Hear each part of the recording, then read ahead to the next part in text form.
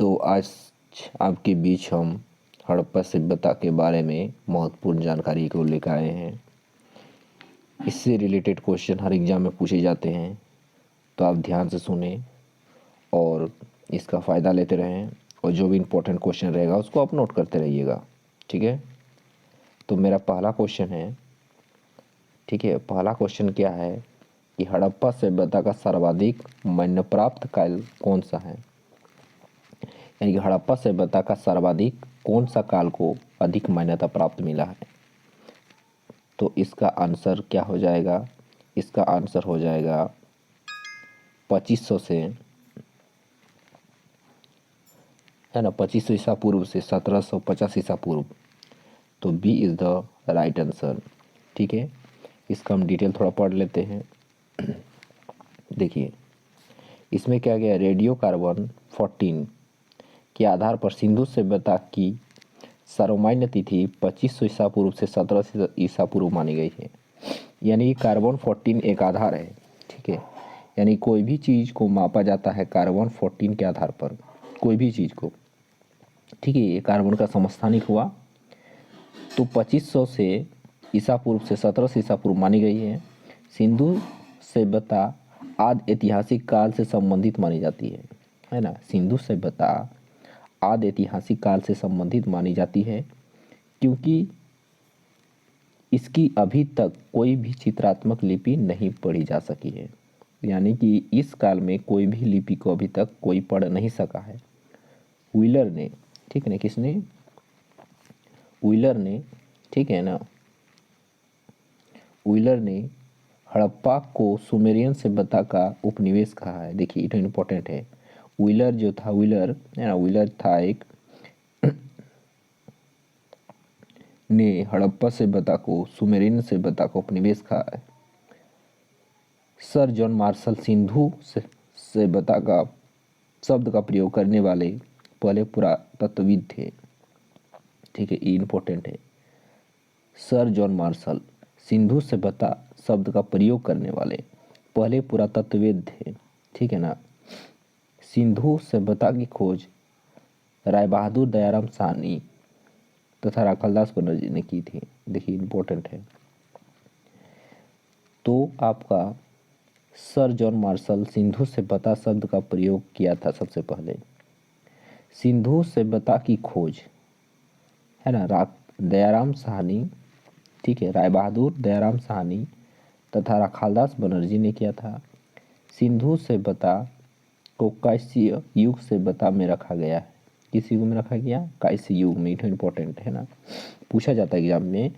देखिए आपको विस्तार पूर्वक भी बता दे रहे हैं, इसका डिफिनेशन भी याद कर लीजिए। सिर्फ क्वेश्चन को ऑब्जेक्टिव रखने से एग्जाम में फ़ायदा नहीं है। सिंधु सभ्यता को कांस्य युग में रखा गया है। हड़प्पा सभ्यता से 4 प्रजातियों के अस्तित्व प्राप्त हुए हैं। इनमें से सर्वाधिक संख्या भूमध्य सागरीय लोगों की है। समझे कि नहीं, माने 4 गो अस्तित्व पाया गया मानव जाति का, उसमें से भूमध्य सागर का सबसे अधिक लोग है। इसके अलावा प्रोटो ऑस्ट्रेलियाड, मंगोलायड तथा अल्पाइन लोगों का भी निवास था। यहाँ निग्रो प्रजाति के लोग नहीं रहते थे। देखिए इम्पोर्टेंट है ना। उसके बाद आपका ये देख लिए। उसके बाद नेक्स्ट क्वेश्चन है, सिंधु घाटी की सभ्यता, ठीक है, ये याद रखिए। सिंधु घाटी की सभ्यता निम्नलिखित में से किस सभ्यता के समकालीन नहीं थी। तो सिंधु घाटी की सभ्यता निम्नलिखित में से किस सभ्यता के समकालीन नहीं थी। तो इसका राइट आंसर हो जाएगा डी नंबर। ठीक है, क्या हो जाएगा, डी नंबर, यानी कि ग्रीक की सभ्यता। ठीक है ना, तो इसका राइट आंसर क्या हो जाएगा, डी नंबर। अब इसका थोड़ा पढ़ लेते हैं क्यों डी नंबर होगा। सिंधु की सभ्यता मिस्र की सभ्यता मेसोपोटामी की सभ्यता के समकालीन थी। ठीक है ना, सिंधु की सभ्यता मिस्र की सभ्यता मेसोपोटामिया की सभ्यता की, है ना, समकालीन थी क्योंकि इन देशों के साथ सैंधव वासियों का व्यापारिक एवं सांस्कृतिक संबंध था। सिंधु सभ्यता ग्रीस की सभ्यता के समकालीन नहीं था। मैंने इसमें बताया गया है कि हम लोग का सिंधु घाटी की सभ्यता था, मिस्र का सभ्यता, मेसोपोटामिया की सभ्यता और चीन की सभ्यता, तीनों से है ना, तीनों से इनका संबंध था, मगर ग्रीस की सभ्यता से कोई संबंध नहीं था। ठीक है, आपको हम डिटेल बता रहे हैं, ठीक है, इसलिए ध्यान से सुनते रहिएगा। उसके बाद आपका अगला क्वेश्चन है, सिंधु घाटी की सभ्यता कहाँ तक विस्तृत थी। ठीक है, तो सिंधु घाटी की सभ्यता कहाँ तक विस्तृत थी, तो सिंधु घाटी की सभ्यता आपका, ठीक है, इम्पोर्टेंट है, तो इसका राइट आंसर हो जाएगा डी नंबर, पंजाब, है ना, पंजाब हो जाएगा, राजस्थान हो जाएगा, गुजरात हो जाएगा, उत्तर प्रदेश हो जाएगा, हरियाणा हो जाएगा, सिंधु हो जाएगा और बलूचिस्तान। यानी इतने राज्यों में सिंधु सभ्यता का विस्तृत था। ठीक है, यह सब लगभग 2500 ईसा पूर्व दक्षिण एशिया के पश्चिम भाग में फैली हुई थी। देखिए, दक्षिण एशिया यानी हम लोग का जो एशिया महादेश के दक्षिण भाग में, जो कि वर्तमान में पाकिस्तान तथा पश्चिम भारत के नाम से जाना जाता है हम लोग का। ठीक है, सिंधु घाटी सभ्यता मिस्र, मेसोपोटामिया, भारत और चीन की 4 सबसे बड़ी प्राचीन नगरीय सभ्यताओं में से भी अधिक उन्नत थी। हम लोग का जो सभ्यता था, सिंधु घाटी की सभ्यता पंजाब, गुजरात, राजस्थान, गुजरात, उत्तर प्रदेश, हरियाणा, सिंध और बलूचिस्तान तक विस्तृत थी। ये इम्पोर्टेंट है, इसको याद रख लीजिए। उसके बाद आपका अगला क्वेश्चन है, सिंधु घाटी सभ्यता, ठीक है ना, सिंधु घाटी की सभ्यता में घोड़े के अवशेष कहाँ मिले थे, है ना, तो घोड़े के अवशेष आपका मिला था, है ना, सुरका कोटदा में मिला था ना, सुरकोटदा में मिला था, याद रख लीजिए। सुरकोटदा यानी कि सुरकोटडा गुजरात के कच्छ जिले में स्थित है। ये जो सुरकोटदा था गुजरात के कच्छ में स्थित है। इस स्थल से सिंधु घाटी की सभ्यता के विस्तार के प्रमाण मिले हैं, है ना। इस स्थल से माने इस जगह से सिंधु घाटी की सभ्यता के विस्तार से के प्रमाण मिले हैं, है ना। यहाँ घोड़े की अस्थियाँ एवं एक अनोखी कब्रगाह मिली है। कहाँ मिली है, तो आपका ये सुरकोटदा में मिला है। ठीक है, ये इम्पोर्टेंट है। अगला क्वेश्चन है, सिंधु घाटी सभ्यता, ठीक है, सिंधु घाटी स्थल कालीबंगन किस प्रदेश में है, तो सिंधु घाटी स्थल कालीबंगन जो आपका है ये इम्पोर्टेंट है, ये आपका गुजरात में स्थित है, सॉरी गुजरात बोल रहे हैं, राजस्थान में स्थित है, तो Rajasthan is the right answer. देखिए, कालीबंगा राजस्थान के हनुमानगढ़ जिले का एक प्राचीन एवं ऐतिहासिक स्थल है, समझे कि नहीं। ये कहाँ होगा आपका, कालीबंगा राजस्थान के हनुमानगढ़ जिले का एक प्राचीन स्थल है। यहाँ हड़प्पा सभ्यता के बहुत दिलचस्प और महत्वपूर्ण अवशेष मिले हैं। ठीक है ना। कालीबंगा एक छोटा नगर था, कालीबंगा जो था एक छोटा नगर था, यहाँ एक दुर्ग मिला है। ठीक है, प्राचीन, है ना, दृश्य द्वितीय और सरस्वती नदी घाटी वर्तमान में घग्गर नदी का क्षेत्र में सिंधु सभ्यता से भी प्राचीन कालीबंगा की सभ्यता पल्लवित और पुष्पित हुई है। ठीक है, ये इम्पोर्टेंट है। उसके बाद आपका अगला क्वेश्चन है, क्वेश्चन नंबर 6। ठीक है, 6 क्या बोल रहा है आपका, निम्नलिखित में से किस पदार्थ का उपयोग हड़प्पा काल की मुद्राओं के निर्माण में मुख्य रूप से किया गया था, तो किस पदार्थ का उपयोग हड़प्पा काल की मुद्राओं के निर्माण में किया गया था, तो इसका राइट आंसर हो जाएगा आपका सेल खड़ी का यूज किया गया था। ठीक है, तो किसका यूज किया गया था, तो सेल खड़ी का। सेल खड़ी रत्न सफ़ेद रंग का मृदु पत्थर होते हैं, है ना। ये जो सेल खड़ी जो होता है ये सफ़ेद रंग का मृदु पत्थर होते हैं, है ना, थोड़ा सा नरम होते हैं।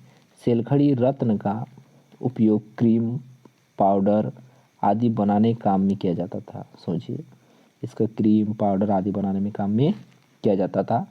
हड़प्पा के लोग मोतियों, मोहरों और कई अन्य कलाकृतियों को बनाने के लिए बड़े पैमाने पर स्टीटाइट का उपयोग या इस्तेमाल करते थे।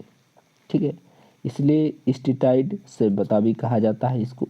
ठीक है, और यह कई प्रकार के शिल्पों के लिए महत्वपूर्ण कच्चा माल था। ठीक है, इसको याद रख लीजिएगा। तो आंसर क्या आ जाएगा? ए नंबर। उसके बाद अगला क्वेश्चन है, ठीक है, 7 नंबर, हड़प्पा सभ्यता किस युग की थी? ठीक है, तो आपका हड़प्पा सभ्यता जो था आपका ये कांस्य युग हो जाएगा। ठीक है, इसके बारे में विस्तार पूर्वक पढ़ लेते हैं। सिंधु घाटी या हड़प्पा सभ्यता उसी को कहा जाता है। सिंधु घाटी या हड़प्पा सभ्यता कांस्य युग की मानी जाती है। दुनिया की 4 प्रारंभिक सभ्यताओं में से सिंधु घाटी या हड़प्पा सभ्यता है। 4 गो सभ्यता में एक सभ्यता है सिंधु घाटी या तो हड़प्पा सभ्यता। यह सभ्यता कांस्य युग यानी कि ताम्रपाषाण काल के अंतर्गत आती है, उसी को कहा जाता है। ठीक है, ताम्रपाषाण काल। इस सभ्यता का विस्तार पश्चिम में बलूचिस्तान,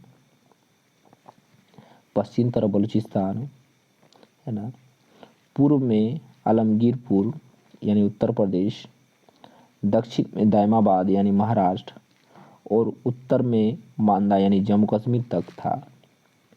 प्रथम बार कांस्य युग के प्रयोग के कारण इसे कांस्य सभ्यता भी कहा गया है। कांस्य सभ्यता भी कहा गया, पहली बार प्रयोग किया गया था, इसीलिए सिंधु सभ्यता कांस्य युग सभ्यता भी कहा जाता है।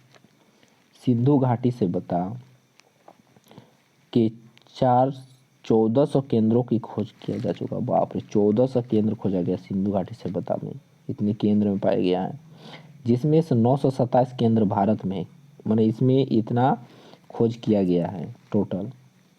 80% स्थल सरस्वती नदी और उसके सहायक नदियों के आसपास है, माने यहाँ से मिला है।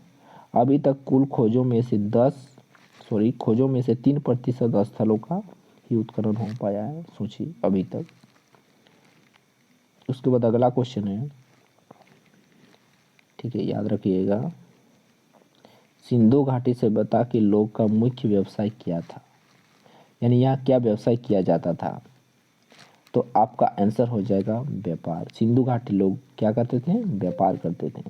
सॉरी, यहाँ आपका आंसर हो जाएगा कृषि हो जाएगा। ठीक है ना, मिस्टेक हो गया, याद रख लीजिएगा। यहाँ कृषि का काम करते थे।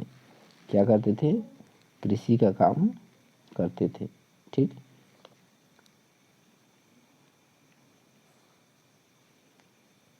उसके बाद आपका अगला हो जाएगा, तो हम लोग का आंसर कृषि हो जाएगा। ठीक है, थोड़ा सा इसका डिटेल पढ़ लेते हैं। देखिए, हड़प्पा सभ्यता यानी हड़प्पा संस्कृति या सिंधु सभ्यता में हमें कृषि और पशुपालन की पर्याप्त व महत्वपूर्ण जानकारी प्राप्त होती है। हड़प्पा सभ्यता के लोग ने कृषि पर अत्यधिक ध्यान दिया था, कृषि पर ध्यान दिया था। मोहनजोदड़ो, हड़प्पा और कालीबंगन में मिले अन्नागार यानी कोठारों में, अन्नागार में जहाँ अन्न रखा जाता था, खाना, से ये स्पष्ट होता है कि अनाज इतनी ही अधिक मात्रा में उगाया जाता था कि उनसे हड़प्पावासियों यानी कि वही हड़प्पावासी यानी सिंधुवासियों की तात्कालिक आवश्यकता की पूर्ति हो जाने के बाद भी उन्हें जमा किया जा सके, है ना, यानी उतना अन्न रखा जाता था। सिंधु सभ्यता में फसल काटने के लिए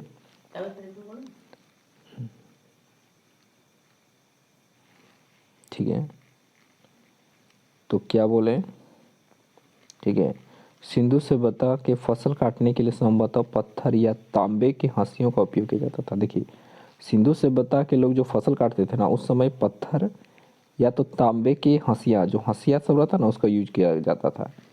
यहाँ से कोई, है ना, फवाड़ा या फाल नहीं मिला है, कोई माना फाल नहीं मिला है। कालीबंगन के पूर्व हड़प्पा अवस्था में हल से खेती किए जाने का साक्ष्य मिला है। देखिए, कालीबंगन की पूर्व हड़प्पा अवस्था में ये हाल संभवतः लकड़ी के बने हुए होते थे, लकड़ी का होता था, जिनके निचले सिरे पर लकड़ी या तांबे का फाल लगा होता, जो गड्ढा का था ना उसी को फाल कहा जाता था। अगला क्वेश्चन आपका, हड़प्पा सभ्यता के निवासी थे, है ना। तो हड़प्पा सभ्यता के निवासी क्या थे, तो ये शहरी होगा आंसर, इम्पोर्टेंट है ना। तो आंसर क्या हो जाएगा आपका, बी नंबर। ठीक है, हड़प्पा सभ्यता के निवासी क्या थे, तो शहरी थे। इसका हम डिटेल थोड़ा पढ़ लेते हैं। देखिए, सिंधु घाटी सभ्यता मुख्यतः, है ना, यह मुख्य रूप से एक शहरी संस्कृति थी, है ना। सिंधु घाटी सभ्यता मुख्य रूप से कैसी सभ्यता थी, शहरी संस्कृति, है ना, मतलब शहर जैसा था, जो, है ना, सरप्लस कृषि उत्पादन और वाणिज्य से जुड़ी हुई थी। माने उस समय कृषि उत्पादन और वाणिज्य से जुड़ा हुआ था। बाद में दक्षिणी मेसापोटामिया में सुमेर के साथ व्यापार शामिल था। मैंने उस समय मेसापोटामिया जो मिस्र में, उसके साथ भी व्यापार किया जाता था। हड़प्पावासियों के पास सिंधु नदी के साथ कई व्यापार मार्ग थे। सिंधु नदी के साथ बहुत सारा व्यापार किया जाता था उस समय हड़प्पावासियों का, जो फारस की खाड़ी, मेसापोटामिया और मिस्र तक जाते थे। देखिए उस समय कहाँ कहाँ जाता था, फारस, मेसापोटामिया, मिस्र तक जाते थे। व्यापार की जाने वाली कुछ सबसे मूल्यवान चीज़ें, है ना, कारेलियन, लेपिस, लाजुली थी। यद्यपि तांबे और कांस्य उपयोग में थे। उस समय तांबा और कांस्य ज़्यादा उपयोग किया जाता था, फिर भी लोहे का उपयोग नहीं किया जाता था उस समय। कपास से बुने हुए थे और कपड़ों के लिए रंगे थे। गेहूँ, चावल और कई प्रकार की सब्जियों और फलों की खेती की गई थी उस समय। और कुबड़ वाले बैल सहित कई जानवर को पालतू बनाया गया था। किस काल में, तो सिंधु सभ्यता यानी हड़प्पा काल में। नेक्स्ट है 10 नंबर क्वेश्चन, सिंधु सभ्यता के घर किससे बनाए जाते थे, है ना। तो सिंधु सभ्यता के घर ईंट से बनाए जाते थे। तो ये राइट आंसर ए नंबर होगा। सिंधु सभ्यता के घर किससे बनाए जाते थे, तो सिंधु सभ्यता के घर ईंट से बनाए जाते थे। ठीक है, थोड़ा सा ध्यान दीजिएगा, इसका डिटेल एक्सप्लेनेशन कर रहे हैं। इस सभ्यता की सबसे विशेष बात थी कि यहाँ के विकसित नगर निर्माण योजना, है ना, माने यहाँ सबसे विशेष बात यह था कि यहाँ विकसित नगर निर्माण योजना हड़प्पा तथा मोहनजोदड़ो दोनों नगरों के अपने दुर्ग थे। यानी कि हड़प्पा और मोहनजोदड़ो के अपने खुद के दुर्ग थे, जहाँ शासक, है ना, माने जहाँ दुर्ग माने किला, जहाँ शासक वर्ग का परिवार रहता था। प्रत्येक नगर में दुर्ग के बाहर एक उससे निम्न स्तर का शहर था, जहाँ ईंट के मकानों में सामान्य लोग रहते थे, जहाँ ईंट में गरीब रहते थे। इन नगर भवनों के बारे में विशेष बात ये थे कि ये जाल की तरह विन्यास थी, जाल जैसा बिछा हुआ था, यानी सड़क एक दूसरे को समकोण पर काटती थी और नगर अनेक आयताकार खंडों में विभक्त था उस समय। आप फोटो में भी दिखा देंगे कभी। ये बात सभी, है ना, ये बात सभी सिंधु वासियों पर लागू होती थी, चाहे वे छोटी हो या बड़ी। हड़प्पा तथा मोहनजोदड़ो के भवन बड़े होते थे, उसका भवन बड़ा होता था।